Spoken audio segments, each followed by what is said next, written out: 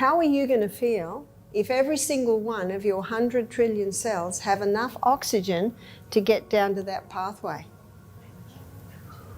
You're going to be jumping out of your skin with energy. Is that right? There's a name for this. It's called chronic fatigue syndrome.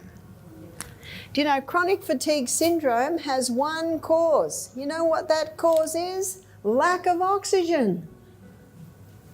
Now, there could be 100 causes for the lack of oxygen. But that's the cause of chronic fatigue syndrome. Are you breathing as deeply as you should? Lungs are one of the most important organs in your body, working around the clock to keep you alive by delivering oxygen to your bloodstream. They allow you to stay active, think clearly, and fight off infections. But as we age, our lung capacity naturally declines, and exposure to pollution, smoking, and even poor posture can make things worse. So what can you do to keep your lungs strong and healthy? What are the natural ways to improve your breathing and protect your respiratory system? Stay tuned as we explore the secrets to healthy lungs and how you can breathe easier for years to come. As a thank you for joining me today, we're giving away 100 free copies of my best-selling book to subscribers. So if you haven't yet, hit subscribe, like this video, and comment why you want to win.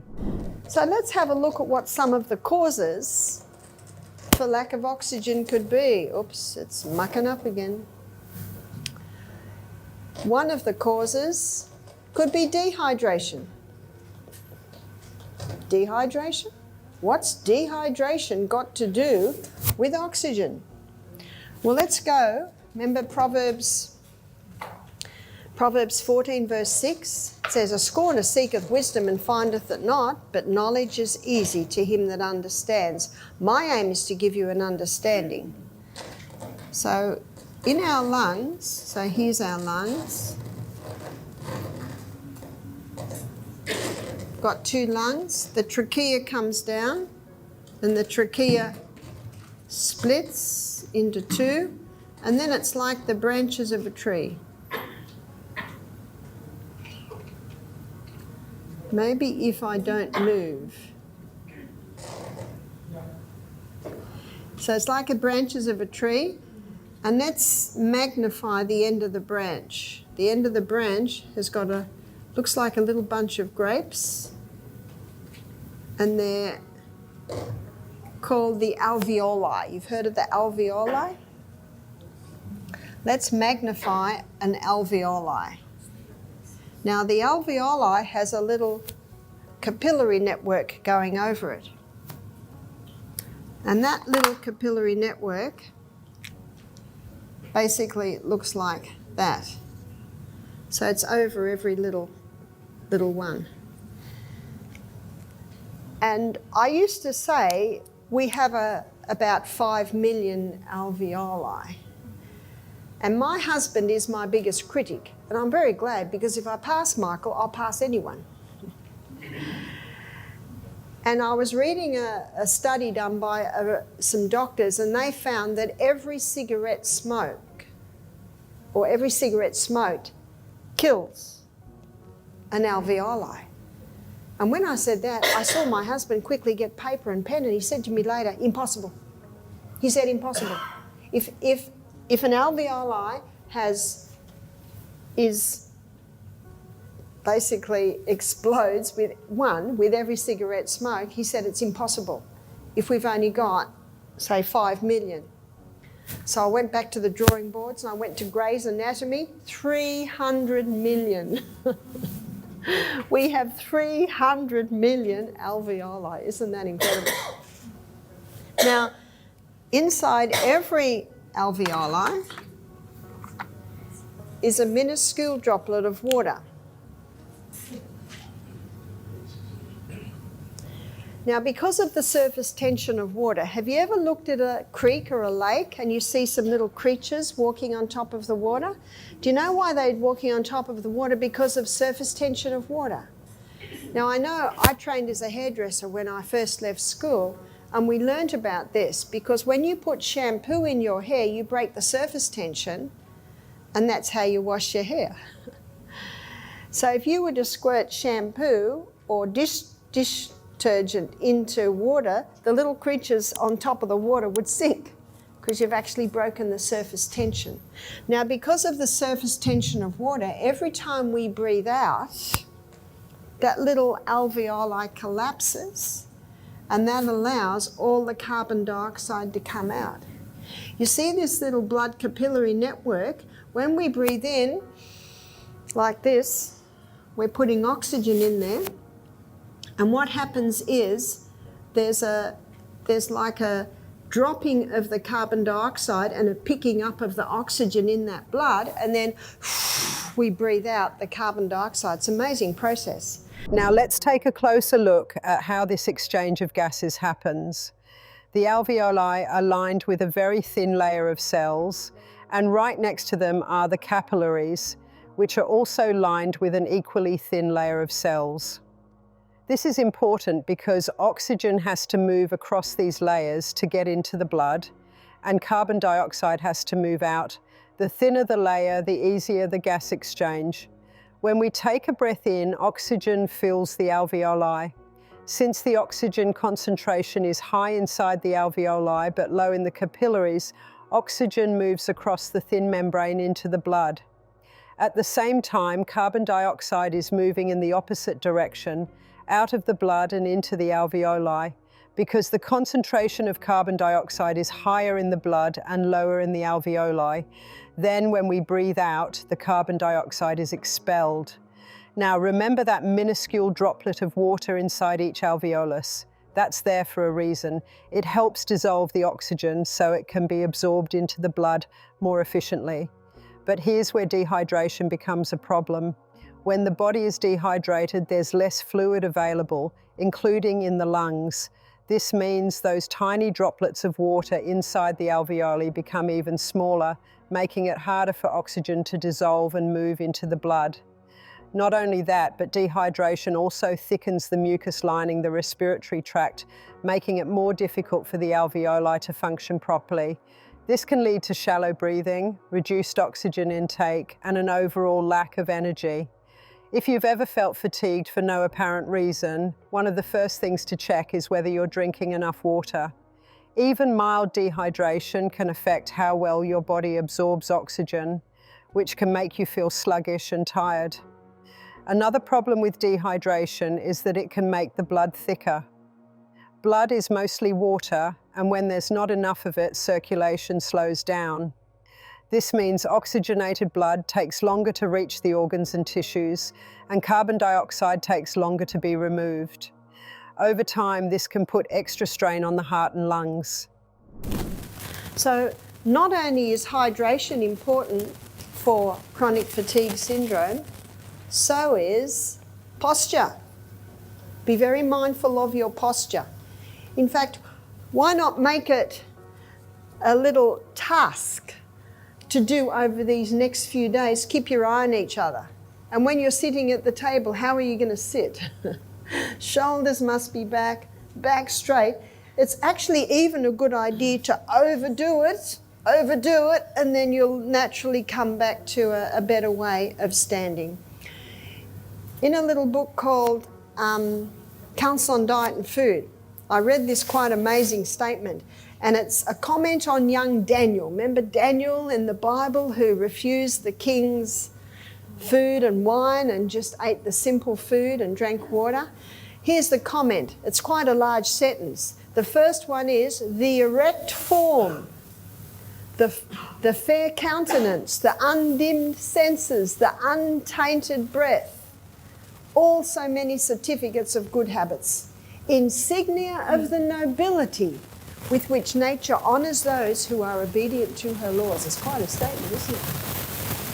They're the insignia. In fact, there's the certificates that I'm interested in for people who want to work at our health centre. I'm more interested in that than any paper certificates they may have, is that they live the life. Is that right? But notice the first one is the erect form, standing tall. We are princes and princesses of the Most High God, and we should stand accordingly. Is that right? Do you know you feel better about everything when you're standing tall and you're standing firm? So strengthen those abdominal muscles. Be mindful of your posture. Remember, you can train your body to do this. Make sure you're well hydrated. In my last lecture, I showed you the most powerful way to oxygenate your body is exercise.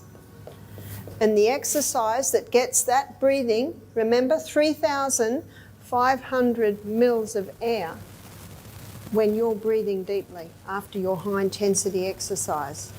So high intensity interval training, very important because those lungs need to be challenged.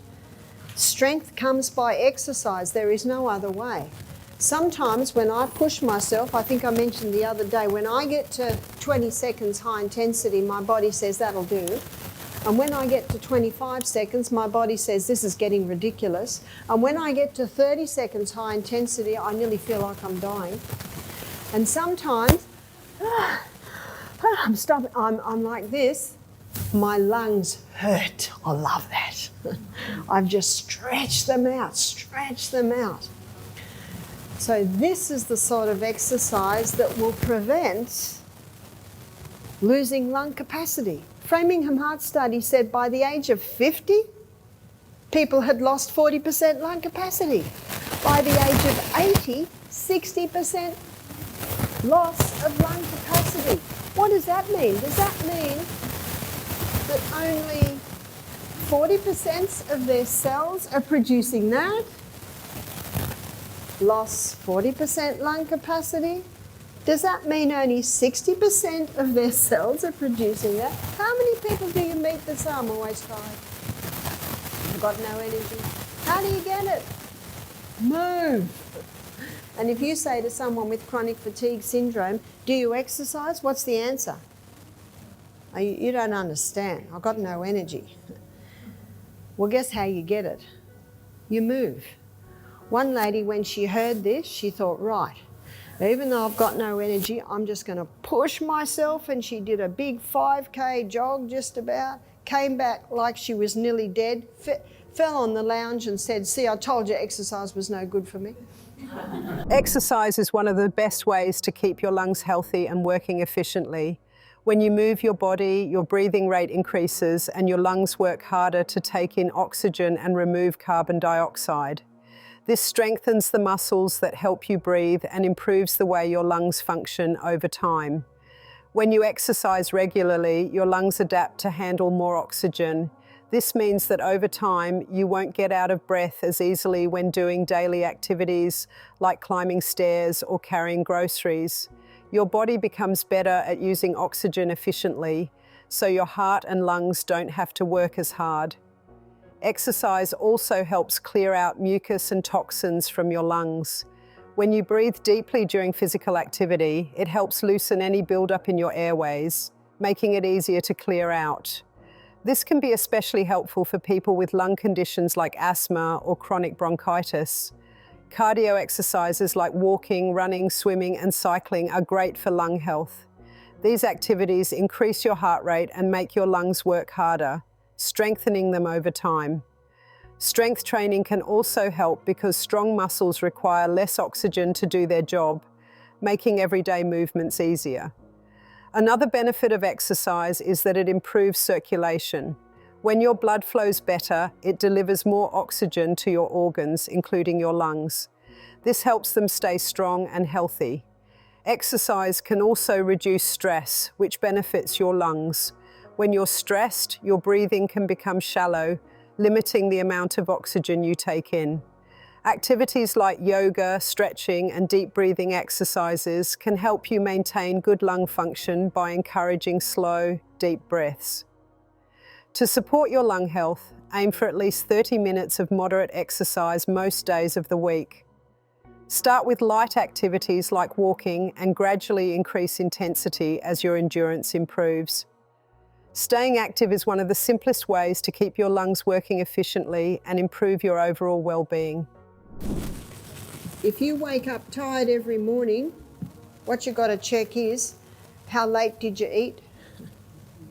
How Have you got fresh air in that bedroom? Assess your pillows underneath your bed. That's why at our health retreat we have no carpet, because carpet is something that can harbour dampness, and when dampness gets in carpet, what have you got then? You got mould in carpet. So ideally have your wood floors, your tile floors. I'm sure in this hot climate most people do have. They're so easy to keep clean. Are there any questions as we finish our lung lecture? One thing to remember, if someone has asthma and they stop wheat, it can take at least 2 months to see a full effect of that. My challenge is, now I'm not saying today or tomorrow or next week, but when your house cupboard is well stocked, then take up the 2-month challenge. And don't eat wheat for 2 months and just see what your body does. It's a bit hard to do it now. There's some nice little rotis for breakfast which were made out of wheat, and there are some bread rolls there. That's why I say don't do it now, wait until you're well stocked. We need to sit and eat in comfort here, not being, oops, she's eating wheat. Yeah? Oh, the sanitarium wheat bix. Sanitarium wheat bix, yes, it's full of wheat. Keeping your lungs healthy isn't just about quitting smoking, coffee, wheat and alcohol. There are other habits and substances that can harm your lungs, and avoiding them can make a big difference in how well you breathe. Air pollution is something most people don't think about, but it can seriously damage your lungs over time. Breathing in smoke from traffic, factories and wildfires fills your lungs with harmful particles. Even inside your home, chemicals from cleaning sprays, air fresheners and artificial scents can irritate your lungs. Switching to natural cleaning products and using an air purifier can help keep the air in your home cleaner and safer to breathe. Dairy products can also be a problem for some people. Many notice that milk, cheese and yogurt make them feel more congested or cause extra mucus buildup. This can make it harder to breathe, especially for anyone dealing with asthma or other lung conditions. Cutting back on dairy for a few weeks can help you see if it's affecting your lungs. Fried and processed foods don't just affect weight and digestion, they also increase inflammation in the body, including the lungs. When the lungs are inflamed, breathing can feel more difficult. Fresh fruits, vegetables, and healthy fats from avocados, nuts, and olive oil can help reduce inflammation and keep your lungs working at their best. Eating too much salt might not seem like a lung problem, but it can cause fluid retention, making it harder to breathe. Packaged and fast foods often have hidden salt that adds up quickly. Cooking at home with fresh ingredients and using herbs and spices instead of salt can help reduce swelling and keep airways clear. Many people don't realize they're breathing too shallowly throughout the day. Short, quick breaths don't give the lungs a chance to fully expand. Taking slow, deep breaths helps bring in more oxygen and clears out carbon dioxide more efficiently. Practicing deep breathing exercises, especially in the morning or before bed, can improve lung capacity over time. Stress plays a big role in lung health too. When stressed, breathing becomes shallow and the muscles around the chest tighten. Over time, this can make breathing feel restricted. Simple activities like walking in nature, stretching, or listening to calming music can help relax the body and improve airflow. Mold and dust in your home can be another hidden problem. Breathing in mold spores and dust particles can irritate the lungs, especially for people with allergies. Keeping your home clean, washing bedding regularly, and using a dehumidifier in damp areas can prevent mold from growing and keep the air cleaner.